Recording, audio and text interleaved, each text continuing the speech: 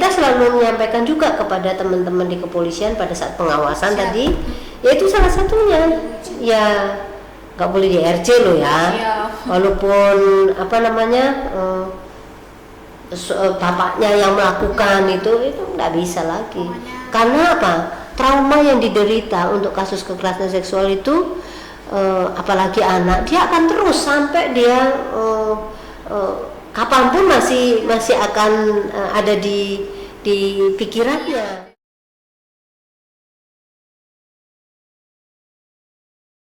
Halo Sobat Kompolnas, kembali lagi di podcast Kompolnas bersama saya Sinta Dewi. Dan podcast Kompolnas kali ini mengundang narasumber satu-satunya anggota Kompolnas paling cantik, yaitu Ibu Ida Utari Purnamasasi SAAP MA selaku anggota Kompolnas. Selamat siang Ibu. Selamat siang. Bagaimana kabarnya Ibu? Mohon izin. Hari ini kita selalu bahagia dan luar biasa. Alhamdulillah. Ya. Nah, beliau ini adalah satu-satunya anggota Kompolnas perempuan ya Ibu izin. Ya. Masya Allah luar biasa ya, sangat menginspirasi sekali. Baik Ibu, mohon izin, lingkungan pendidikan harus menjadi tempat yang aman dan nyaman bagi kita semua. Karena itu penting bagi kita untuk memahami apa itu kekerasan seksual, bagaimana cara mencegahnya, serta apa yang harus dilakukan jika menjadi korban atau menyaksikan kejadian tersebut. Mari kita bahas bersama agar kita semua dapat berperan dalam menciptakan lingkungan pendidikan yang aman, saling menghormati, dan bebas dari kekerasan seksual. Baik Ibu, ngomong-ngomong kekerasan seksual di lingkungan pendidikan ini Ibu, bagaimana pandangan Kompolnas terhadap maraknya kasus kekerasan seksual Ibu di akhir-akhir ini? Ya, kekerasan seksual itu merupakan perbuatan tindak pidana ya. Marak, banyak orang mengetahui memang karena adanya apa? Media sosial, media elektronik yang kemudian menyebarluaskan ini. Pertanyaannya, apakah dulu tidak ada? Apakah dulu banyak? Ataukah sedikit? Kok sekarang jadi banyak? Kita belum bisa melakukan analisis seperti itu. Yang jelas bahwa ada kasus itu terjadi kekerasan seksual yang ada di lingkungan pendidikan secara umum maupun di lingkungan pendidikan yang spesifik, di mana mereka bisa tinggal di sana atau boarding school gitu, ataupun pada saat lingkungan pendidikan yang formal maupun non formal. Nah, media sosial inilah yang kemudian mengungkit, mengakselerate bahwa banyak kasus itu, akhirnya ngomongkan bahwa ada banyak kasus itu terjadi di lingkungan pendidikan. Jadi seperti itu. Kenapa banyak? Ya, banyak yang sudah aware. Yang berikutnya adalah banyak yang sudah aware bahwa yang dilakukan umpamanya memegang bagian dari tubuh yang tidak boleh dipegang oleh siapapun, dan termasuk adalah kekerasan non verbal, itu orang sudah mulai memahami gitu loh, sehingga tidak nyaman mereka kemudian menyampaikan. Nah, dengan adanya undang-undang TPKS inilah yang kemudian mendorong orang meyakini bahwa kalau saya dibeginikan ini masuk dalam tindak pidana. Nah, itu termasuk itu. Yang ketiga adalah ada saluran-saluran yang kemungkinannya adalah ada sumbatan, sehingga orang tidak berani lagi menyampaikan kepada saluran yang ada, dalam hal ini penegak hukum kalau itu memang terjadi tindak pidana, sehingga medsoslah tempat bercurahnya itu. 3 hal bercurahnya, sehingga apa? Menjadi viral. Baru semuanya kelabakan, kaget. Mau komunitas sekolah, mau di komunitas penegak hukum, maupun teman-teman di lingkungan yang atau LSM yang bergerak di bidang perempuan dan anak, perlindungan perempuan dan anak, seperti itu. Baik Ibu. Ya. Untuk menurut Kompolnas nih Bu, peran penanganan kekerasan seksual di lingkungan lingkungan pendidikan itu apa sudah berjalan optimal nih Bu ditangani oleh pihak kepolisian? Ya, begini, Polri mewadahi atau atensi terhadap adanya kasus perempuan, kekerasan perempuan dan anak ini itu karena memang ideal atau adanya dibentuknya Polwan itu sendiri ya tahun 48 ya. Jadi ide ini adalah dalam rangka memberikan pelayanan yang terbaik pada korban, sehingga dibentuklah beberapa unit, awalnya di unit PPA, kemudian awalnya RPK, kemudian ada lagi di berikutnya adalah di bawahnya Krimum, ada di Polres, tapi sayangnya di Polsek tidak ada. Padahal itu adalah basis di mana orang melaporkan. Hanya polsek-polsek di lingkungan metro saja yang ada, tetapi yang lainnya tidak ada. Nah, bagaimana Polri menangani ini? Ya, kami sampaikan pada saat kami melakukan pengawasan, memang tidak semuanya ada yang memahami betul bagaimana penanganan kasus kekerasan terhadap perempuan dan anak, khususnya kekerasan seksual, ya kan? Karena undang-undangnya juga baru, kemudian tahunnya polisi itu ya di KUHP, karena memang diatur di dalamnya, tidak menerapkan secara spesifik dengan adanya TPKS, itu undang-undang TPKS. Jadi, nah inilah yang harus diteruskan, disampaikan terus teman-teman Kompolnas yang komisioner yang berangkat ke yang proses pengawasan ada kasus kekerasan seksual itu sudah disampaikan bahwa ada undang-undang spesifik yang mengatur tentang bagaimana penanganan kasus TPKS ini. Ada di dalamnya sudah diatur juga bagaimana proses penanganannya. Kalau di KUHP tidak dibunyikan, tetapi di undang-undang TPKS itu dibunyikan secara rigid bagaimana sih penanganannya gitu. Berjejaring, ada psikolog, ada peksos, ada bantuan-bantuan hukum, kesehatan masuk di dalamnya. Berjejaring inilah bagaimana menangani kasus kekerasan seksual. Apakah semua anggota Polri tahu tentang ini? Oh, belum semuanya begitu. Jadi padahal sudah diatur di leg spesialis sendiri ya, Ibu. Ya. Sudah sekarang lebih spesifik nih undang-undang TPT ya, diatur TPKS, di dalam undang-undang TPKS juga ya. Ya, masalahnya juga di Polri sendiri untuk pendidikan pengembangan tidak semuanya mendapatkan pendidikan pengembangan tentang bagaimana penanganan kekerasan seksual pada perempuan dan anak itu. Ibu siap. Siap Ibu Hiji. Ya. Untuk peran Kompolnas sendiri ini Bu, selalu memastikan. Ya, Kompolnas tentu saja mendorongkan ini. Makanya supaya kepentingan terbaik bagi anak, kemudian bagaimana supaya korban ini tidak mendapatkan kekerasan kedua di kepolisian atau pada saat mereka menerima keluhan. Ini semuanya di SPKT itu tidak semuanya sudah memahami ini kan gitu. Tetapi pada saat sudah masuk ke unit PPA, nah itu mereka sudah mulai banyak paham. Nah, oleh karena itu Kompolnas mendorong bahwa di semua Polda, di semua Polres ini harus ada yang namanya unit PPA gitu. Dengan dibentuknya direktur PPA yang sudah diterapkan di 11 Polda ini dan di 22 Polres ini belum cukup. Artinya tidak mungkin ada kasus yang pilih-pilih, oh aku pilih di Polda Jatim gitu. Karena di Polda Jatim ada direktur PPA kan gitu. Kalau yang nggak ada gimana, pertanyaan gitu ya. Memang mereka masih di bawah Krimum gitu. Masih di bawah Krimum, sehingga memang sebaiknya Kompolnas mendorongkan ini kepada Menteri Pan-RB, kepada Menteri PPA dan Perlindungan Perempuan dan Anak, itu mendorongkan ini supaya ada direktorat tersendiri di Kepolisian Negara Republik Indonesia ini, sehingga lebih optimal lagi, mereka lebih fokus lagi untuk menangani kasus-kasus seperti ini gitu. Untuk tantangan ini Bu, kalau tantangan yang dilihat dari Kompolnas Bu dalam penanganan kasus kekerasan seksual di lingkungan pendidikan ini apa Bu?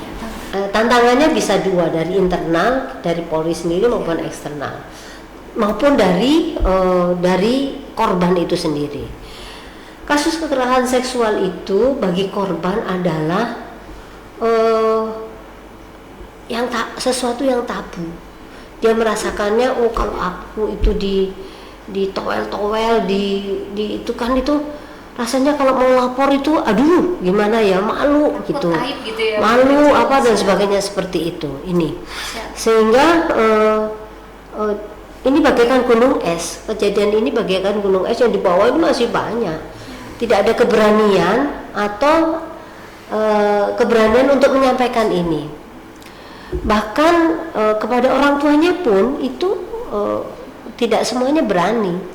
Kasus kekerasan seksual yang terjadi kepada anak difabel itu, bagaimana dia mau ngomong? Ayo, tidak berani dia ngomong. Mau menceritakan saja dia tidak berani. Nanti dianggapnya mengada-ada seperti itu kan? Itu menjadi tantangan bagi korban. Nah, termasuk di lingkungan keluarganya.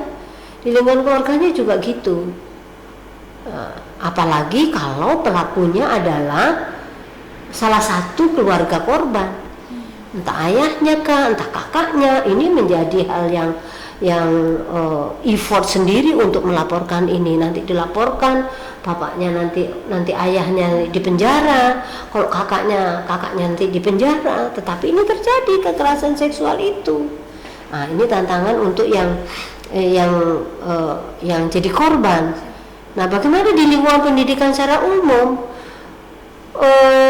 Ada beberapa perguruan tinggi yang ini kemudian diselesaikan sendiri, tidak masuk di dalam ranah pidana. Contoh di perguruan tinggi ada surat edaran atau sebagaimana itu, saya lupa nomornya, bahwa itu diselesaikan sendiri. Nah, padahal ini adalah salah satu tindak pidana. Nah, bagaimana di lingkungan yang lebih tertutup, bukan di pendidikan formal seperti itu, misalnya di pondok pesantren, misalnya di tempat-tempat pendidikan di agama, itu menjadi lebih kental lagi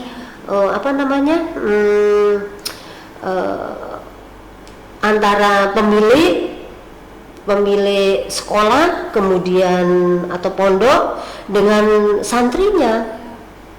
Jadi relasi kuasanya sangat kuat. Nah, ini tantangan juga di lingkungan official atau di lingkungan pekerjaan pun juga begitu.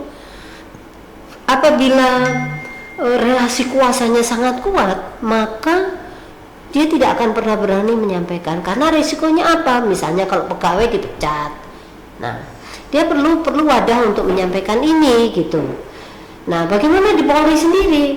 Yang tadi saya sudah sampaikan di Polri, apakah sudah di SPKT itu paham betul bagaimana penanganannya ini? Ini yang harus selalu encourage itu, selalu dikuatkan, dioptimalkan gitu ya. Dikuatkan, diajari, kemudian bagaimana kalau menangani kasus kekerasan seksual, menerima laporan, bagaimana, apa langkah pertama yang harus dilakukan pada saat mereka datang, apa yang harus dilakukan pertama kali itu. Contoh korban perkosaan. Ini yang terjadi dari Sumatera Utara, di mana waktu itu saya ikut menangani ini. Dia tidak tahu apa yang dilakukan. Habis itu apa? Setelah lapor polisinya tidak segera menangani. Karena tidak segera menangani, ini difabel ini. Kemudian dia mandi tuh semua, barang bukti yang di tubuhnya hilang semua.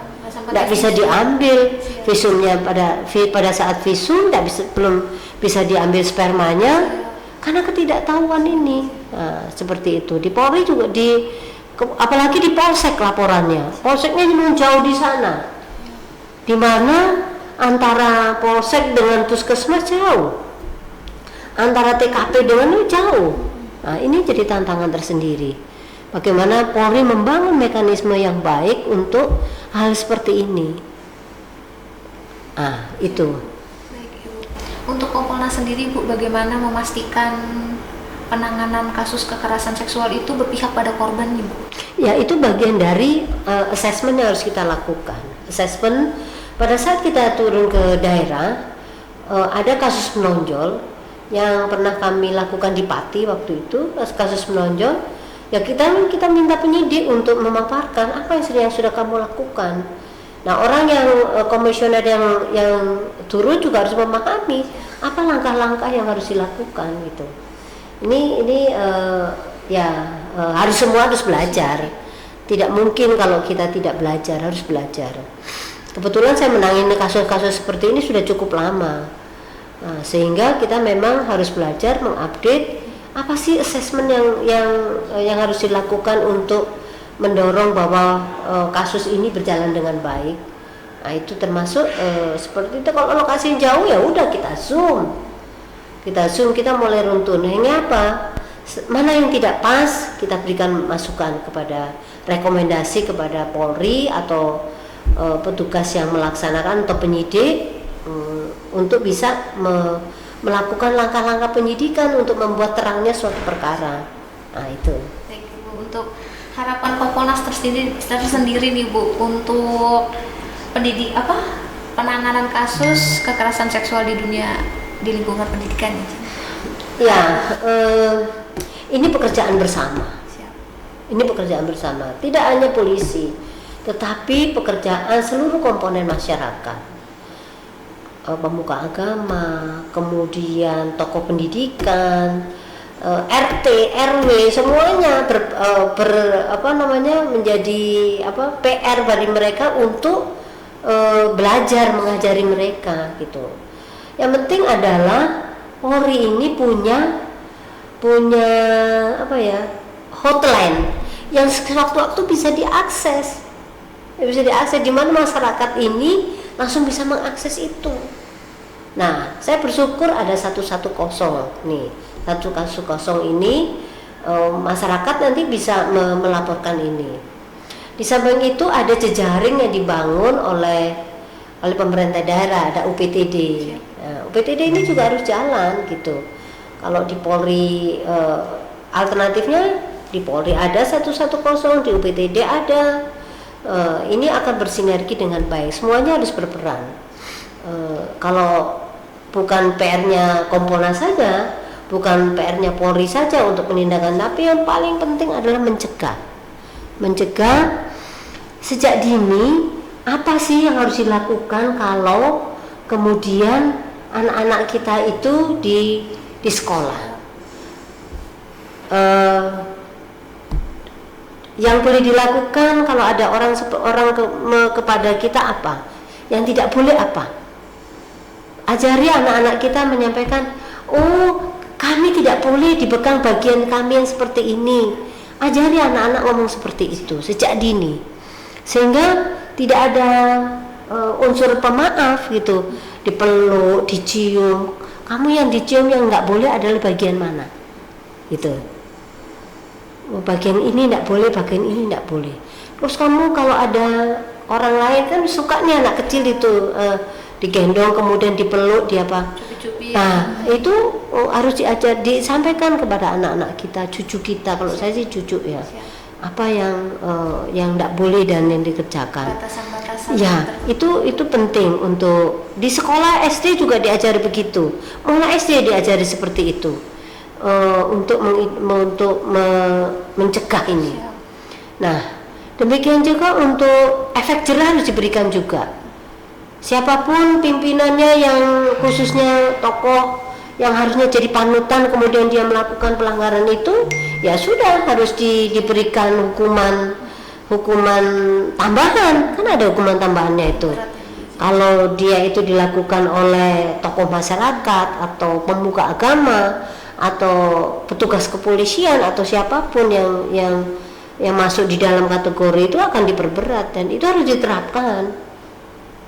Tidak ada unsur tidak ada permisif bagi mereka begitu. Nah, kampanye ini harus selalu disampaikan. Kampanye ini harus selalu disampaikan. Jadi ada teman-teman dari Polwan, kenapa Polwan masuk di dalamnya di sana, itu bagian dari memberikan pelayanan yang terbaik kepada korban itu. Itu. Salah satunya berarti tidak bisa di RJ ya Bu kalau misalnya. Nah, betul.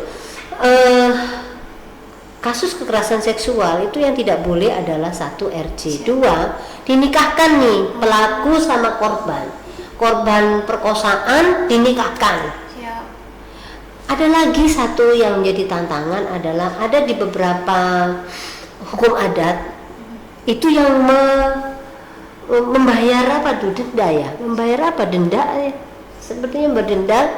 Kalau ada kasus seperti ini dibayar denda selesai. Siap. Nah, ada juga hukum adat yang seperti itu. Ini yang agak sulit yang ya, permisif dikembalikan kalau memang itu merugikan korban, ya mestinya ditarik ke hukum formal gitu. Kalau adat ini emang agak ini ya Bu, spesialis ya, karena susah seperti untuk itu. Jadi atik, apalagi khususnya kekerasan seksual ya Bu. Ya, tantangan. Kita selalu menyampaikan juga kepada teman-teman di kepolisian pada saat pengawasan tadi, yaitu salah satunya ya nggak boleh di RJ loh ya. Walaupun bapaknya yang melakukan itu nggak bisa lagi. Karena apa? Trauma yang diderita untuk kasus kekerasan seksual itu, apalagi anak, dia akan terus sampai dia kapanpun masih akan ada di pikirannya. Trauma healing izin. Dan memang harus diberikan bagi korban ya. Tadi itu yang saya sampaikan. Ini berjejaring ini, tidak bisa polisi sendiri melakukan itu. Biarlah polisi menangani kasusnya itu, penegakan hukumnya untuk trauma healing. Silakan kepada pihak yang lebih berkompeten. Tetapi itu berjejaring. Nah, itu memang agak rumit untuk penanganan kasus kekerasan seksual itu. Melibatkan banyak orang. Siap, berarti harus tetap kerjasama antara dari pihak pendidik, ya, dari orang tua, serta lingkungan sekitar ya Bu. Harus lebih aware dalam melihat ini nih, deteksi dini kira-kira arahnya kemana dalam mencegah kekerasan seksual ya Bu.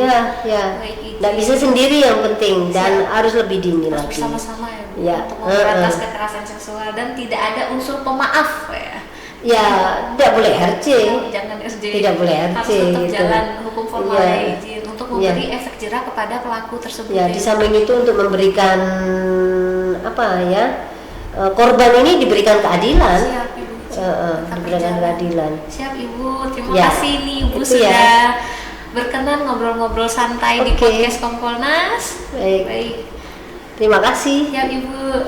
Demikianlah perbincangan kita kali ini. Semoga pembahasan ini dapat menambah pemahaman dan kepedulian kita terhadap pencegahan kekerasan seksual di lingkungan pendidikan. Mari bersama-sama menciptakan lingkungan belajar yang aman, nyaman, saling menghormati, dan bebas dari segala bentuk kekerasan seksual. Terima kasih telah menyaksikan podcast Kompolnas. Sampai jumpa di episode berikutnya. Dadah, izin.